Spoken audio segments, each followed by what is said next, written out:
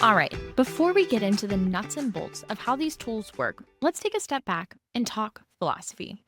Yeah, I said philosophy.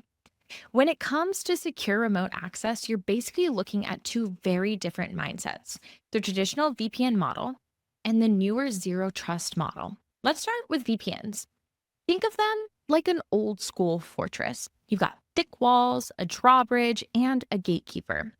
And if you've got the key, or in this case, the right credentials, you're allowed in. And once you're in, you can pretty much go wherever you want. The system trusts you because you're inside the walls. Now, that worked fine when everyone was working from one place and all your apps lived on internal servers. But now, people are working from airports, coffee shops, home offices, everywhere. And a lot of your tools live in the cloud. So that old castle model, it doesn't hold up in today's distributed world.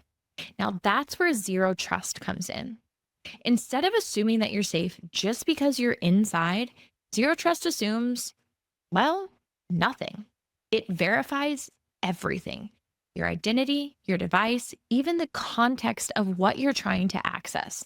It's kind of like a temporary key card that works only for one specific room, only during your scheduled time, and only if your device passes a health check. So here's the quick visual: a VPN is a key to the whole building. Zero trust is access to just one room just when you need it. Now, that's a big difference, right? As we keep going, think about your own organization. Are you still using the castle wall model? Or have you started moving towards a world where trust is earned and not simply assumed?